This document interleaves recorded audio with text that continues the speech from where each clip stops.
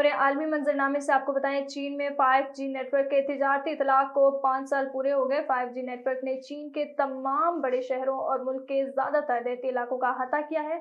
اس technology نے ملک کو digital ترقی کی راہ پر بھی تیزی سے گامزن کیا ہے۔ مزید تفصیلات بیجنگ سے شاہد افراز خان کی رپورٹ میں۔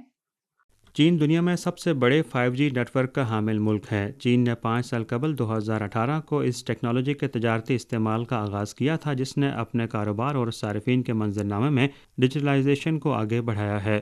2019 سے 2024 تک ملک میں 37 لاکھ سے زائد 5G بیس اسٹیشن قائم کیے گئے، جو تقریباً 889 ملین فون صارفین کو منسلک کرتے ہیں۔ اب تک نیٹ ورک نے چین کے تمام بڑے شہروں اور ملک کے زیادہ تر شہری علاقوں کا احاطہ کیا ہے، جس نے ملک کو ڈیجیٹل ترقی کی جانب ایک مضبوط راستے پر ڈال دیا ہے۔ صنعتی اعداد و شمار سے پتہ چلتا ہے کہ ٹیکنالوجی کو متعدد صنعتوں کے اعلیٰ درجے اور ذہین ترقی کے لیے استعمال کیا جا رہا ہے۔ 2024 کی پہلی سہ ماہی کے اختتام تک 97 میں سے 74 قومی صنعتوں میں 5G کا اطلاق ہو چکا ہے۔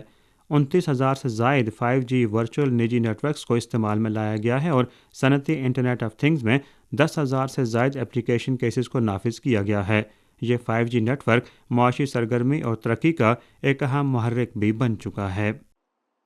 چین نے حالیہ عرصے میں ملک بھر میں 5G کے اطلاق کو مسلسل وسعت دی ہے اور مختلف شعبوں میں اس کا استعمال بڑھتا چلا جا رہا ہے، جس میں آج نقل و حمل کی صلاحیت بھی شامل ہے اور 5G ٹیکنالوجی کی مدد سے مختلف اشیاء کی ترسیل کو بروقت یقینی بنایا جا رہا ہے۔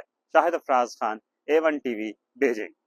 ٹرمپ کی امیگریشن مخالف مہم میں قتل ہونے والی خواتین اور لڑکیوں پر توجہ مرکوز۔ جمعرات کو پہلے صدارتی محادثے کے لیے اسٹیج پر جانے سے چند منٹ قبل ڈونلڈ ٹرمپ کو 12 سالہ جوزلین نون گیرے کی والدہ کا فون آیا، جسے رواں ماہ ہیوسٹن میں مبینہ طور پر وینزویلا کے 2 افراد نے مبینہ طور پر امریکہ میں غیر قانونی طور پر ہلاک کر دیا تھا۔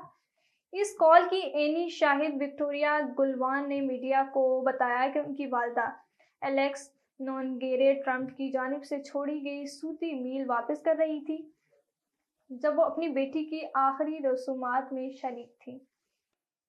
فرانس میں نیشنل اسمبلی کی 577 نشستوں کے لیے ووٹنگ کا پہلا مرحلہ مکمل ہو گیا۔ ابتدائی نتائج کے مطابق صدارتی ایمانوئل میکرون کی جماعت تیسرے نمبر پر آئی۔ غیر ملکی میڈیا رپورٹ کے مطابق فرانس میں قبل از وقت پارلیمانی انتخابات کے پہلے مرحلے میں فرانسیسی صدر ایمانوئل میکرون کی پارٹی 20% ووٹوں کے ساتھ سب سے پیچھے ہے، جبکہ دائیں بازو کی نیشنل ریلی پارٹی 34% ووٹ لے کر سب سے آگے ہے۔